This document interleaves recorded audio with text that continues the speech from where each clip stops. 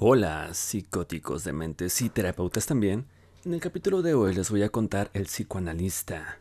Y estás en Quemando Libros. Les cuento del protagonista. Su esposa había muerto hace 3 años. El psicoanalista es un hombre tranquilo que lleva su vida cotidiana con mucha disciplina y rutina para estar al mil con el caos de la mente de la gente de sus pacientes. La historia comienza con nuestro protagonista llamado Frederick Stark, al que le diré psicoanalista o Rick, atendiendo al desesperado y antipático Roger Zimmerman, quejándose de su madre. Ese día es el cumpleaños del psicoanalista y recuerda su propia mortalidad, porque su padre murió a esa edad. Zimmerman era el último paciente, pero aún así alguien más tocó el timbre como si fuera un cliente. Zimmerman con enojo le recuerda que mañana comienzan las vacaciones del psicoanalista, que lo va a dejar solo, y Zimmerman se va. El psicoanalista sale para ver quién tocó el timbre, pero solo encontró un sobre que tenía su nombre mecanografiado. Dentro hay 2 hojas que decían: Feliz cumpleaños 53, doctor. Bienvenido al primer día de su muerte. Pertenezco a algún momento de su pasado. Usted arruinó mi vida. Quizá no sepa cómo, por qué o cuándo, pero lo hizo.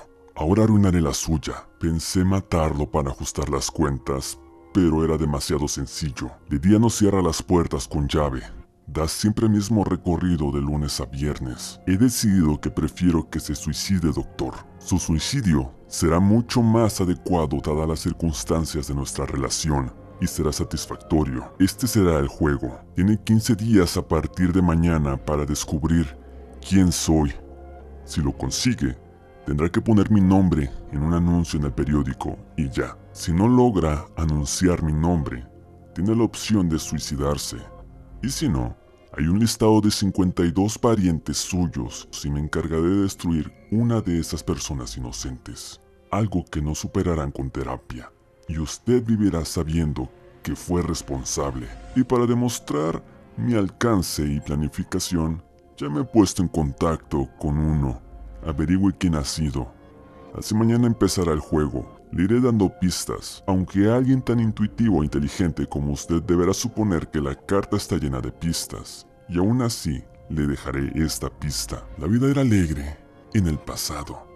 Un retoño y sus padres a su lado.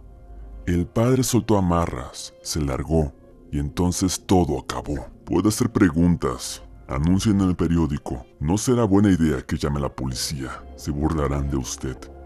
Y podría enfurecerme más. No imaginan lo inestable que soy. Y mi cólera no tiene límites. La carta estaba firmada por Rumpelstiltskin. El psicoanalista estaba asustado. No estaba preparado para morir. Y por su profesión, lo mejor era no hacer nada, no contestar a la provocación. Siempre estuvo en contra del suicidio y pensaba que esto lo sabía este autor. Sabía que lo había estado estudiando, evaluándolo. Se preguntó qué habría hecho para que alguien lo odie tanto. Entonces se pone a buscar a qué familiar contactó. Pensó que tal vez era un paciente que interrumpió su terapia y cayó en depresión. Pensó en el nombre de Rumpelstiltskin. Es un enano mágico con el corazón tenebroso que no es superado en inteligencia y que solo pierde por pura mala suerte. El psicoanalista enseguida se pone en contacto después de no hacerlo por mucho tiempo. Le resulta incómodo y raro. Daba la excusa de que un viejo paciente consiguió los números familiares y no quería que los importunara. A la llamada número 20, el hijo de su hermana muerta le comenta que su hija cumplía 14 años ese día y alguien dejó porno grotesco diciendo que eso lo hará y cuelga. Entonces Ricky piensa que Rumpelstiltskin lo ha planeado todo como para no ser descubierto, que lo peor es que nos destruyan a que nos maten. Y se le vino a la mente la novela de 1984 sobre la habitación 101. Si recuerdan mi resumen, el lugar es donde guardaban lo peor del mundo. Ricky pensaba que Rumpelstiltskin era una persona calculadora y agresiva, un psicópata. Pensó que solo debía recordar a expacientes y se preguntó si había cometido algún error como interno en el hospital hace 25 años. No sabía si podría recordar a esos primeros pacientes. Cuando era jovenzuelo, efectuaba su formación en psicoanalítica en la sala de psiquiatría en un hospital y cuando terminó los estudios se retiró a un lugar más tranquilo. Al día siguiente Todo transcurría con normalidad, pacientes llegaban y se iban hasta que llegó la hora en la que llega Zimmerman, que es un paciente muy puntual. Entonces, en lugar de Zimmerman, entra una mujer súper sexy, que dijo hoy no vendrá Zimmerman porque decidió terminar con su tratamiento en la parada del metro, después de una charla con el señor R. La morra entró y comenzó a revisar sus libros. Comienza a fumar y le dice que él dejó de fumar en 1977, según el informe del señor R, que esa visita era importante. El psicoanalista dice que está en desventaja y le pide fríamente que conteste unas preguntas o llamar a la policía. La actitud de la mujer era de arrogancia y seguridad. Ella pregunta si entonces no quiere jugar, que el señor R es un hombre de palabra. Ella dice llamarse Virgil, como el poeta, o Virgilio. Virgil, ella. Que el señor R es muy rico y que ella será su guía. El psicoanalista reclama que Zimmerman no es parte del juego y la mujer le dice que mejor hable con una señora llamada Lu Annie. Luego la mujer se desnuda. Ella dice que tiene una muy buena figura, que está muy buena.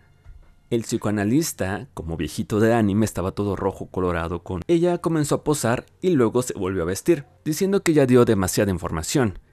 Y le toca actuar al psicoanalista, y que volverá. Y se va, sube a una limusina negra y desaparece. El psicoanalista trató de controlar sus emociones.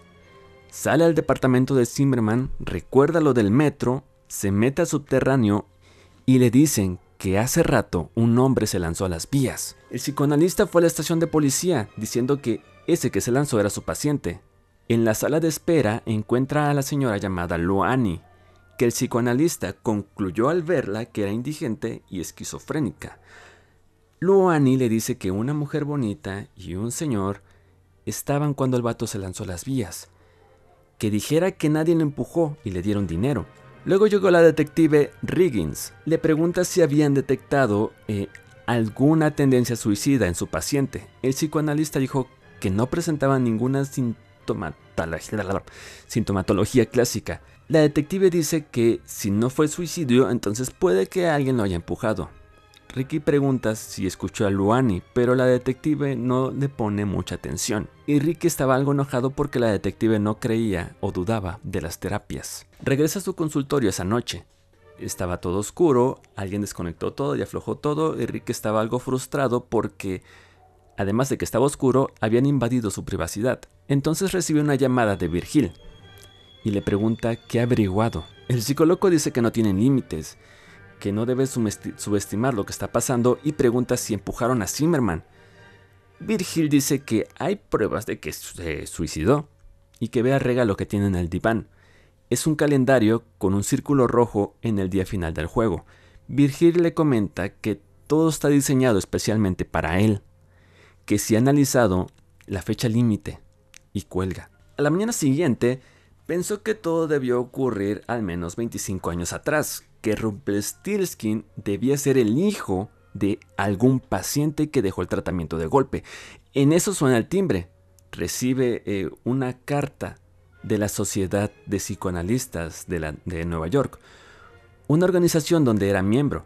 Las hojas dicen que la sociedad ha recibido una queja importante de una antigua paciente de Rick, que vaya consiguiendo un abogado porque hay una denuncia.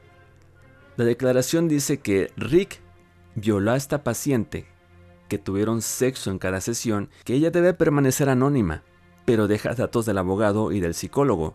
Al terminar de leer la carta, el psicoanalista temblaba, sabía que todo era inventado, sabía que Rumpelstiltskin quería que nadie le ayudara. Se lanza en un taxi a ver al abogado. Cuando llega, casualmente se están mudando de oficina.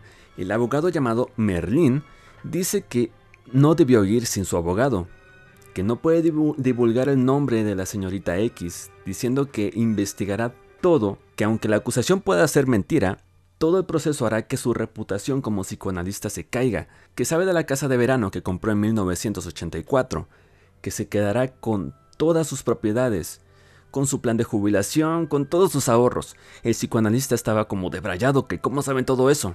Merlin dice que no vale la pena luchar. Le dio su tarjeta nueva, con su nueva dirección en la nueva oficina.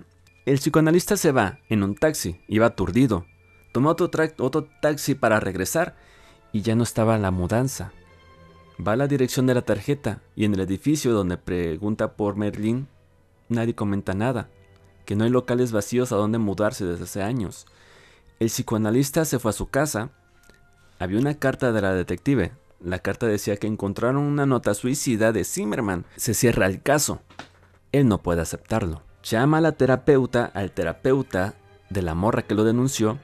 El terapeuta dice que lleva 6 meses de tratamiento esta morra y describe a la morra. Él sabe que es Virgil y sabe que ha entrado en su consultorio desde hace mucho tiempo. Luego le llegaron llamadas de todos sus pacientes hablando de la denuncia que tiene.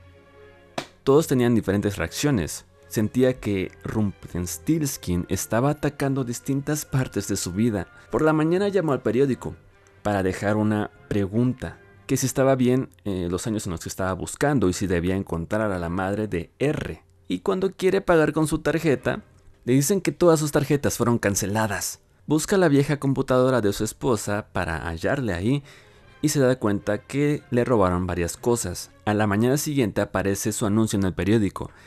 Ese día se la pasa volando. Llama a su corredor de inversiones y resulta que todo su dinero fue saqueado. Accedieron de modo legal a su cuenta, que van a llamar a la policía, pero esas cosas se arreglan como en 2 semanas. Y cuelga al psicoanalista. Solo le queda dinero en un banco y llama para decirle que le retengan todo y que se lo den en efectivo. A él y a nadie más. A la mañana siguiente tiene la respuesta en el periódico. Que hace 20 años conoció a la madre cuando era soltera, una señorita. Estaba escrito con tinta roja sobre el periódico. Alguien la había interceptado. El psicoanalista estaba enojado. Ahora solo debía buscar mujeres solteras de su pasado. Entonces quiso salir a cenar. Llega a un bar y ahí estaba Virgil, esperándolo. Rick pregunta por qué está ahí, si disfruta de todo eso. Ella le dice que es un orgulloso y le duele perder el control de toda su vida. En eso el psicoanalista se queja de todo lo que le han hecho hasta el momento. Ella dice que el señor R le manda una motivación y le muestra fotos de sus familiares, pero el psicoanalista no los reconoce. Virgil dice que vea lo vulnerable que son y se va. El psicoanalista volvió a su casa. Ya no estaba la carta del juego de Rumpelstiltskin, la que les leí. Al otro día quiere llamar a la detective Riggins y al doctor William Lewis. Hace 25 años, ese Lewis fue su mentor. Lo psicoanalizó mientras obtenía su título. Llama a la detective y va a la sala de interrogatorios. El psicoanalista le dice todo lo que le está pasando y sospecha que asesinaron a Zimmerman. La detective estaba muy escéptica, pero investigará. Y se fue el psicoanalista. Le llamó al doctor Lewis, que ya debería tener como 80 años. El doctor Lewis le dice que puede ir hasta su casa de retiro y que lo espera para la cena. El psicoanalista toma un tren y un taxi y llega hasta la casa. El doctor Lewis era un viejito delgado, como encorvado y calvo. Hace más de 10 años que no se veían. Rick le contó todo lo que ya les he contado hasta ahora. Al final el viejito le pregunta si se mataría para salvar a alguien, que está seguro que su torturador ha dedicado mucho tiempo en adivinar esa respuesta. El psicoanalista le pide que le ayude con el juego, a recordar, porque conoció a la madre de este vato de Rumpelstiltskin en la época en la que era su mentor. Lewis dice que ese Rumpelstiltskin lo ha planeado todo, y hasta puede que lo haya reclutado a él, al mismísimo viejito Lewis. El psicoanalista se debraya y pregunta si es parte de todo eso, y necesita saber si puede confiar en él. Y el viejito dice que la confianza está sobrevalorada, que necesita comprensión. Y empezaron a recordar cosas del pasado. El viejito menciona que en aquella época conoció a su mujer y eran novios, el psicoanalista y su esposa. El psicoanalista dice que su mujer defendía criminales y el viejito pregunta si habría algún vínculo con eso. Luego Rick recordó que le confesaba su niñez y la relación con sus padres, que de ese modo trataba a los pacientes de entonces. El viejito Lewis le dijo que al chavo Rick no le gustaba tratar verdaderos enfermos mentales. El viejito Lewis dice que ¿qué le dijo el señor R en su pista? Y Rick no recordaba si le había contado que le decían así a Rumpelstiltskin como señor R. No se acordaba. El viejito Lewis estaba insistente en que recuerde a quién atendió durante 15 días, porque esos fueron los días que dio Rumpelstiltskin para averiguar su identidad. que ponga más atención. Rick se reprendió por no notarlo. Lewis dice que pues ya mañana. Rick notaba que no había fotos familiares en toda la casa. Al despertar pensó que había atendido a la mujer justo cuando estaba pasando por otros momentos de elección, como su rumbo profesional, convertirse en analista, enamorarse, casarse. Encontró una nota del viejito. Lewis dice que tuvo que salir y que ya no volverá y que no vuelva a contactarlo por ninguna razón. Rick estaba confundido. Entonces se fue en el taxi al tren. En el camino hay una carretera bloqueada porque, según, un viejito chocó. Rick piensa que fue Lewis. Y ya en el tren se topa con Merlín. El psicoanalista pregunta ¿por qué está ahí? Y el abogado dice que es para animarlo, mientras sonreía como felino, que le queda menos de una semana, y le hace dudar de que si fue a la casa de Lewis, y también le hace dudar del accidente. Entonces Merlín marca el periódico para que Rick haga una pregunta. El psicoanalista se la piensa y dice: hace 20 años dejó el hospital para tener una mejor opción. ¿Eso provocó el suicidio de la mujer? Merlín aconseja que se lea los periódicos, que ese es un regalo para animarlo, y se va.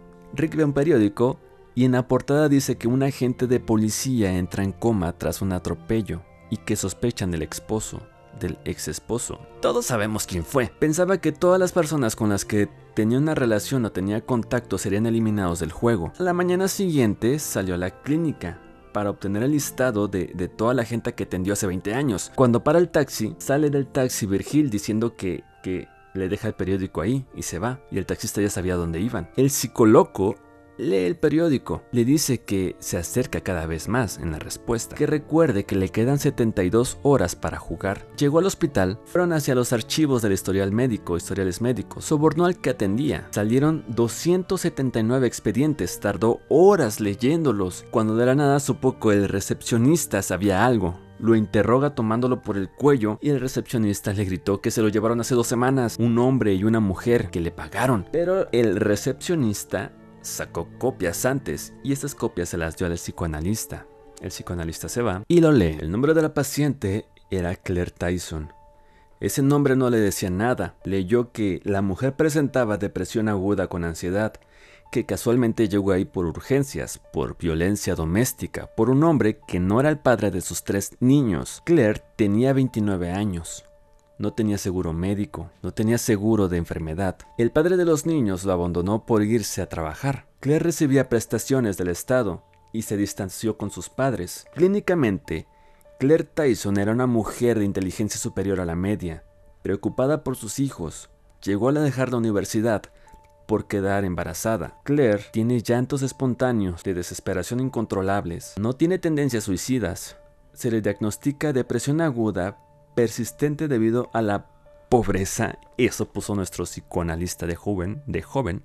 Se le recomendó 5 sesiones que establece el Estado. Claire Tyson solo fue a 4 sesiones. Fueron 15 días desde el inicio de su tratamiento hasta el día que se quitó la vida. Se había ahorcado en el baño de su casa, colgada en una tubería de cañería con un cinturón. La autopsia reveló que antes la había recibido putazos y que estaba embarazada. Se interrogó a su pareja, Raphael Johnson, por los putazos, pero no le hicieron nada. Los 3 niños fueron dados en adopción, y el psicoanalista se dijo que de esos 3 niños, el mayor debe ser Rumpelstiltskin. Entonces, Ricky se va a buscar esos nombres y pasa de oficina en oficina. Una señora en una oficina le dice que busque en internet, pero Rick pues no le sabe a esas cosas, y busca al padrastro, Rafael. La doñita lo encuentra. Resulta que este vato cometió múltiples delitos, pero que ha muerto hace 6 meses, que alguien le dio de putazos hasta matar a este Rafael y luego lo colgaron de una cañería con su propio cinturón. El psicoanalista llama al inspector que llevaba el caso de Raphael Johnson.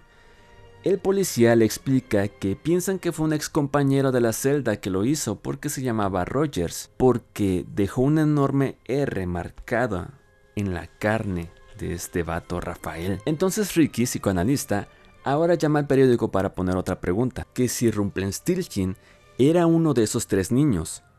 Andaba como animado por descubrir esto hasta que llega a su casa, porque hay muchos policías y bomberos. Se reventaron las instalaciones de agua y cañería en su edificio y todo se destrozó. Se sentía derruido, todas sus casas destruidas y ni siquiera podría entrar a su casa porque era peligroso. El psicoanalista pensó que solo le quedaba un lugar, su casa de verano. Llega, duerme, despierta al siguiente día, se lanza al banco, el director del banco le dice que le han llevado un sobre, le da el efectivo, lee la carta y dice algo así: Apreciado señor Stark, sus suposiciones son correctas. Será facturado por nuestros servicios en 24 horas. Atentamente, R.S. Skin. El psicoanalista sabía que el caos de su vida se evaporaría cuando muriera, pero sabía que lo peor era que a nadie le importaría. Los últimos años de su vida ha estado aislado profesionalmente y socialmente, distanciado de sus familiares. No tenía verdaderos amigos. Pensó que estaba completamente solo, que a cualquiera le parecería lógica su muerte. Al otro día fue a comprar a una tienda bidones, en otra tienda compró una pistola de bengala, en una farmacia compró antidepresivos y en otra unos sobres. En otra farmacia compró un tinte de cabello, gafas de sol y unas muletas. Luego fue a la terminal de autobuses, fue a la gasolinera a llenar los bidones y se fue a su casa. Ahí se sentó a escribir las donaciones que quería hacer a diferentes instituciones. Luego llamó al periódico para dejar un anuncio que decía: Señor R, usted gana. Ahora lea el periódico. Luego escribió una carta a la policía que decía: a quien le pueda interesar, he hecho esto porque no estoy solo, no soporto el vacío de mi vida, todas sus cosas las deja a la caridad, que lo entiendan y que el señor R lo ayudó, que lo verá en el infierno. Después se pintó el cabello y se llevó los documentos de la madre de Rumpelstiltskin. Roció la casa con gasolina y desde afuera disparó con la pistola de bengala.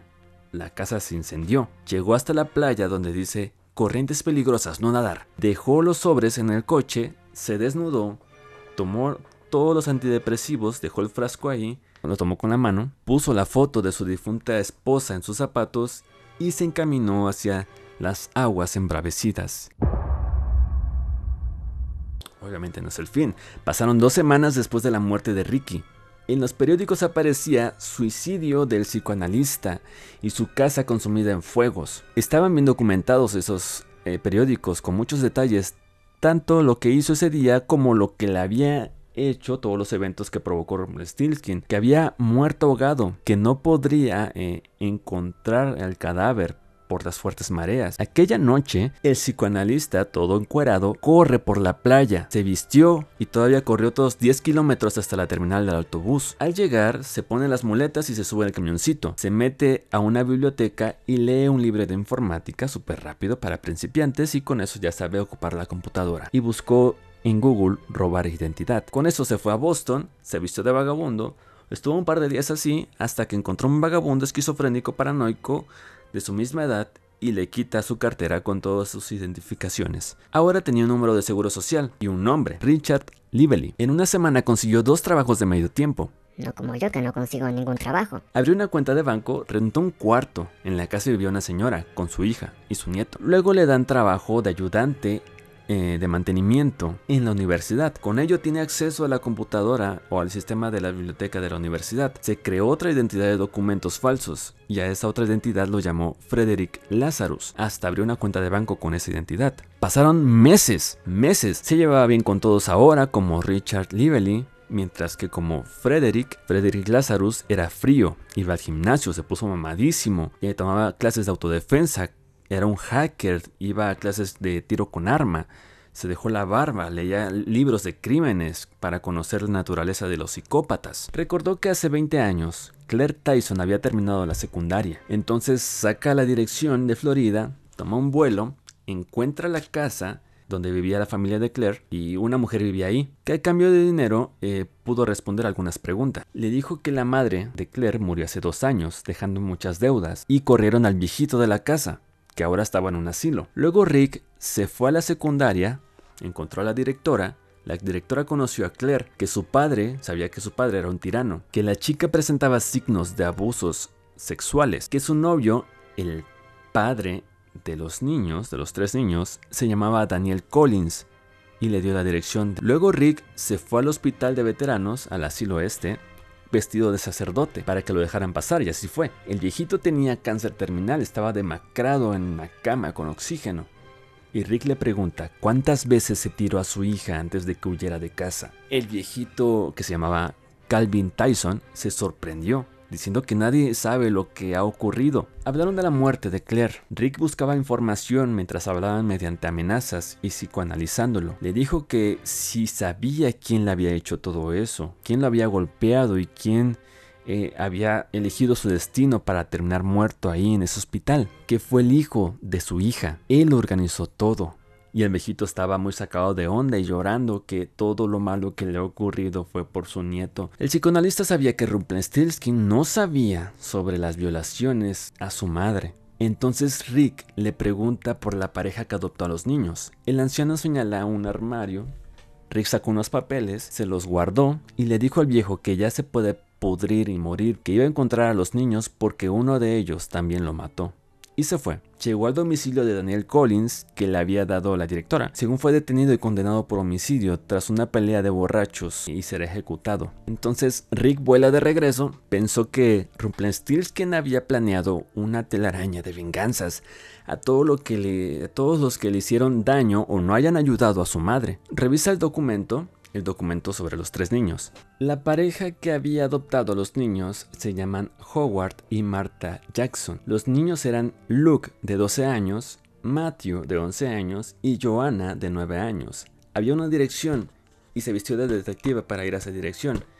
Ahora crían perros ahí, y Rick pregunta por los antiguos habitantes. Según murieron, pero no hubo niños. Su única familia era su hermano, que le vendió la propiedad, que el hombre mató a su mujer y luego se quitó la vida. Pero el criador empezó a interrogarlo, como que se sentía amenazado. Empezó a interrogar a Ricky, entonces Ricky se va. Ricky va a las tumbas y ve las fechas de estas personas, las fechas de su muerte. Se da cuenta que las fechas son la misma que la de la adopción. Entonces regresa al hotel donde se había quedado y tiene mensajes. Un mensaje era de Virgil. Ella tenía información de los Jackson, que la llame. El psicoanalista se peló. En el camino llamó al periódico para poner un anuncio que decía: Señor R, comienza el juego. Luego anuncia otro que dice: sabe quién era, no sabe quién soy. Veremos de qué lado está la suerte, porque hasta los malos poetas aman la muerte. Y ahora tenía buzón telefónico para escuchar las respuestas que le daban en el periódico. Regresa a su cuarto, tenía que alejar todo el problema de esa tranquila ciudad y volver a Nueva York. Hizo muchas reservas en muchos hoteles y se va. Al llegar escuchó su buzón para escuchar las respuestas. Una voz distorsionada decía: Ricky es astuto, pero cometió un error absoluto. Fue impresionante que escapara, ahora pagará. Era la primera vez que casi escuchaba la voz de Rumpelstiltskin. Luego tenía otro mensaje de Virgil diciendo que estaba sorprendida, que le advirtió a todos que era inteligente. Al otro día, Rick se fue a otro hotel.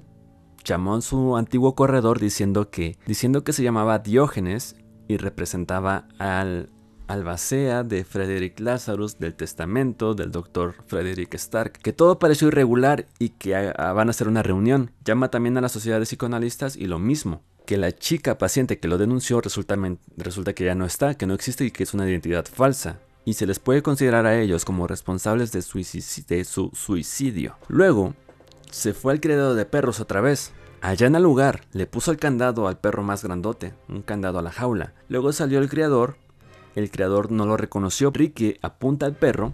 Entonces el criador comenzó a hablar, que luego de la muerte de la pareja, el doctor le dijo que si alguien llamaba y preguntaba por el matrimonio o por los niños, que los retuviera y que llamara un número. Y Rick reconocía el número y se va. En el camino llama al hotel. Resulta que Virgil y Merlin están ahí buscándolo. Dejó el coche a unos cuantos kilómetros y se va caminando hasta la casa del doctor Lewis. Entró con el arma y ahí estaba el viejito, esperándolo. Estaba bien tranquilo, diciendo que no disparará porque conoce a Rick, pero entonces Rick dice que no lo conoce ahora y echa un disparo. ¡Pum! Por arriba de la cabeza. Rick le dice que él siempre fue Rumpelstiltskin.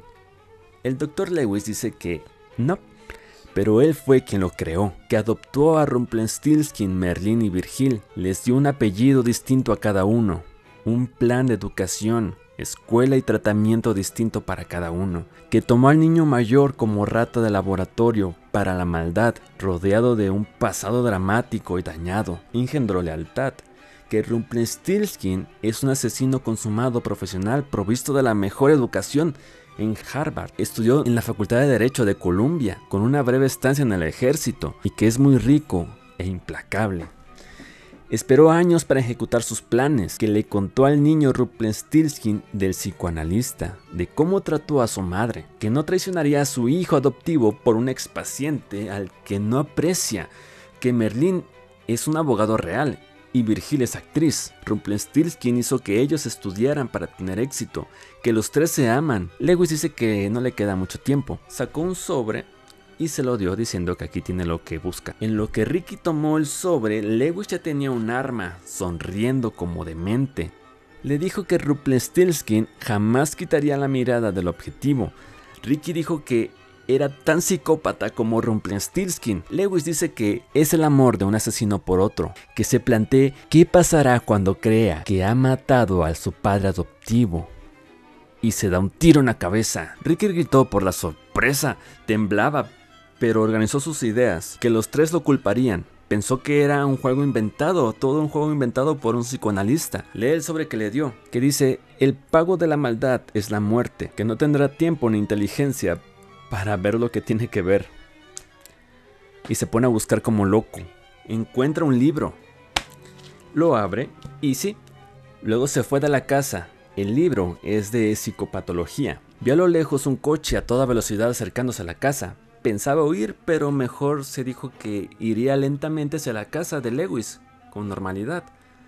Los carros pasaron muy cerca, no lo seguían, y luego de un rato se va. Llega al hotel, a otro hotel, empezó a buscar algo en el libro, una relación entre lo que dijo Lewis con Merlín, que era abogado, y Virgil, que era actriz, y Rumpelstiltskin, que es un asesino. Era una enciclopedia, y buscó las iniciales de los tres, y allí encontró unas claves. Empezó a descifrar, sacó de que Virgil es como un narcisista, Agencia Jones, las palabras Agencia Jones. De Merlín, como obsesivo compulsivo, sacó las palabras Arneson Fortier, un caso judicial. Y de Rumpelstiltskin, como psicópata, sacó las palabras este no. Al día siguiente fue a los tribunales, que tendrían sesión mañana.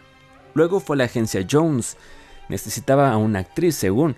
Le mostraron una carpeta de fotos y ahí estaba Virgil, con su nombre real. Y pidió agendar una cita para mañana y se fue. Al día siguiente, ya estaba en el tribunal bien vestido. Entró a la sala de juicios, se sentó y el juez dijo el nombre de Merlín. El nombre de Merlín es Mark Thomas. Rick lo superanalizó enseguida y supo que tenía esposa e hijos. Ricky bajó por las escaleras y esperó a que Merlín bajara por el ascensor. Se abren las puertas del ascensor. Merlín estaba asustado cuando lo vio y Rick le dijo que ahora sabe quién es, y con una pistola de agua le dispara tinta en el pecho. Luego se cierran las puertas y Ricky se va del edificio. Llega al restaurante donde está Virgil por la cita que tenían. Rick la saludó. Ella se sorprendió sin decir nada. Luego sonó el celular de Virgil, pero Ricky le dijo que no contestara porque podría ser cualquier cosa. Ahora era inestable. Ella, toda pálida, le dice que R la protegerá. Pero Ricky le dice que puede intentarlo, y se fue. Se pregunta cómo reaccionaría Rumpelstiltskin cuando sepa que las dos personas que más aman el mundo han sido amenazadas de muerte, que tal vez quiera hacer algo rápido y que tal vez cometa un error. Ricky pensaba que los hermanos estarían todos reunidos, enojados, gritándole: «¡Tú desataste esto sobre nosotros!», porque al final Merlín y Virgil sí que tienen unas vidas comunes. Ricky pone un anuncio en el periódico dando a entender que iba a estar en su casa de la playa. Sabía que pondría nerviosa a los tres hermanos por la invitación y que al final solo iría Rumpelstiltskin para protegerlos. Rick se pasó el día eliminando todas sus cuentas de Frederick Lazarus. Volvió a la ciudad pequeña, a la ciudad donde era Richard Lively, para desaparecer a ese personaje. Luego tomó un camioncito y llegó hasta los restos de su casa calcinada. Ya era de noche, se escondió entre los escombros. Vio un coche por la carretera que dio vuelta rápidamente. Rick calculó el tiempo en que regresaría caminando oculto porque sabía que era él. Sentía miedo. Vio que algo salía de entre los árboles, una silueta que se movía con sigilo. La silueta tropieza. En eso susurra: «Doctor Stark, ha llegado el momento de terminar todo esto. Sé que está aquí, y si no está aquí, Entonces, ¿dónde estará? Le dio la espalda a Rick y en eso Rick dijo que estaba detrás, que la apuntaba, que si se mueve le dará al menos 3 disparos. Rumpelstiltskin echó una carcajada. Le dijo que ha jugado bien, que lo mejor será que dispara ahora. Pero Ricky le pidió que levantara las manos y esto hizo reír a Rumpelstiltskin, que así no funciona la realidad, que así no funciona la vida. Que no hará eso, que no tiene la capacidad de matar. Que si quiere ser un buen asesino, no debería preocuparse por su penosa vida. En eso Ricky se saca de onda y le dijo que recuerda o reconoce su voz. Y Rumpelstiltskin burlonamente le dice que la ha oído bastante, que si no recuerda que se veían 5 veces por semana durante casi un año. Ricky dice que es Zimmerman. Rumpelstiltskin dice que Zimmerman está muerto, que conoció a Roger Zimmerman con una madre inválida y un hermano indiferente, con un trabajo que no iba a ninguna parte. Tenía tanta cólera que jamás parecía aplacarse. Ese fue el Zimmerman que conoció, que murió por tendencias suicidas, que él tenía que estar ahí para estudiarlo. Y tuvo mucha paciencia. Rick seguía desconcertado, preguntó quién era realmente. Y Rumpelstiltskin le dijo que nunca lo sabrá, pero al mismo tiempo sabe de su pasado. Que la venganza le sirve para limpiar el corazón y el alma. Que todo el mundo merece morir por algo. Y que nadie es inocente. Y ha llegado el tiempo de que alguien muera, doctor. Y Ricky, pensando que solo por un momento de negligencia hace 20 años pasaba por todo eso, se dijo: el Dr. Stark ya está muerto. Y le dispara. Rumpelstiltskin se arrojó a un lado, pero sí le dio. Rumpelstiltskin se retorcía gritando de dolor. Ricky vio que le corría sangre por el tórax y el brazo. Pateó la pistola, se cargó a Rumpelstiltskin, que estaba perdiendo el conocimiento, y lo dejó en la carretera. Y le quitó el celular, llama a urgencias y da la dirección. Escuchó sirenas. Ricky no sabía si Rumpelstiltskin sobreviviría y disfrutó de la incertidumbre y se alejó. Ricky más noche llamó a Virgil, sabiendo que también estaba ahí Merlín, y les dijo: su hermano está en el hospital, lo operarán. La policía hará muchas preguntas, ocúpense de eso. Y el dinero que le sacaron a sus cuentas, tienen que devolverlo. O ya saben qué pasará. Y hay un nuevo juego, el juego de seguir con vida. Las reglas son: quien paga vive. Y en cuanto deje de llegar dinero es porque su hermano se ha recuperado y me persigue otra vez. Y me veré obligado a perseguirlos o a alguien de su vida normal. ¿Cuánto vale la vida que quieren vivir? Y colgó. 9 meses después, Ricky se encontraba en Haití. Llevaba 6 meses ahí. Trabajaba en una clínica como médico normal y esa clínica prosperó gracias a él. Y la gente del lugar lo apreciaba mucho. Ricky tomó un vuelo como Richard Lively a Estados Unidos. Luego condujo hasta una casa rica. Llevaba un vino caro. Llamó al timbre, una mujer salió. Rick pregunta si recuerda que se conocieron en una fiesta con los socios de su marido, que él era doctor, pero que le llamara Ricky. Ricky dijo que hizo negocios con su marido y quería agradecerle, que él lo recordará. Y se despidió. Había averiguado todo lo que quería, que esa era la familia de Merlín. Sabía que esa noche Merlín no dormiría. Pensaba visitar también a Virgil, pero en lugar de eso le mandó lirios con una nota que decía: todavía pienso en ti.